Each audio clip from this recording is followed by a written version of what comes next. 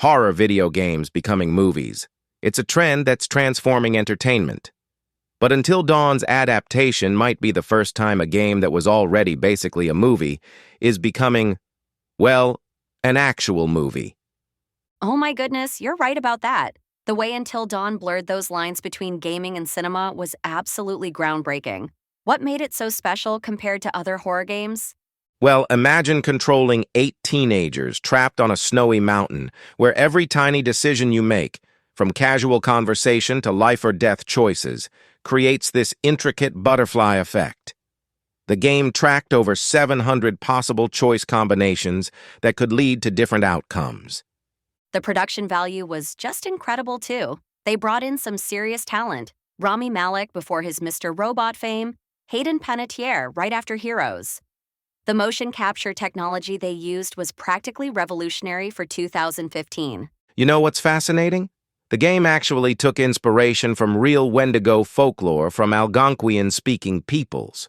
The whole concept of humans transforming into these creatures through cannibalism. That's deeply rooted in actual Native American mythology. That authentic cultural background really added another layer of depth to what could have just been another monster story. How do you think they'll handle that aspect in the movie adaptation? Well, with David F. Sandberg directing, the same guy who gave us Lights Out, I'm optimistic.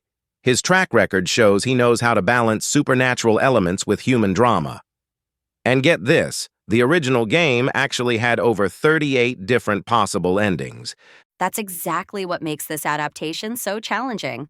How do you take something with that many possible outcomes and turn it into a linear narrative? So here's what's interesting. There are rumors they might experiment with a multiple timeline approach, similar to what Black Mirror Bandersnatch did.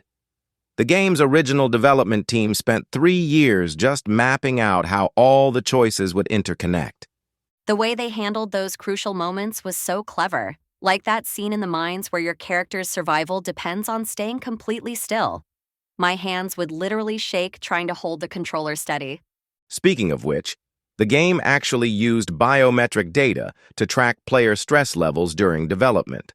They found that those don't move sequences caused heart rates to spike an average of 30 beats per minute. Oh, wow. I had no idea they went that deep into the science of fear. The sound design was absolutely crucial, too. They recorded over 100 hours of wilderness audio just to get those ambient noises right. And you know what's really interesting about the upcoming movie? They're apparently keeping the original game's R-rating approach. The game had something like 125 unique death animations, each one meticulously crafted to be both shocking and narratively meaningful. The psychological impact was so intense. Studies showed that players felt genuine guilt when their choices led to character deaths. It really raised the stakes of every decision. Well, here's something wild. The game's script was actually longer than 4 feature films combined. Over 1,000 pages of dialogue, with each character having multiple personality paths based on their relationships with others. That level of complexity must have been incredibly challenging to implement. No wonder it took them nearly 5 years to complete development. You know what really set it apart? The game actually employed psychological consultants to make sure the fear responses and character trauma felt authentic.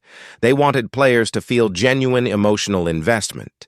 The way they handled those emotional beats was masterful, like how they used the butterfly effect system. Even tiny choices in Chapter 1 could have massive consequences in Chapter 10. Looking ahead, this could really change how we think about game-to-movie adaptations. Until Dawn proved that interactive storytelling can be just as sophisticated as traditional narrative formats, maybe even more so. Well, let's hope they remember what made the original so special. It wasn't just about the scares, it was about making players feel genuinely responsible for these characters' fates. Exactly right. And with modern cinema technology, plus Sandberg's expertise with practical effects, this could be the first video game movie that actually elevates the source material instead of just adapting it.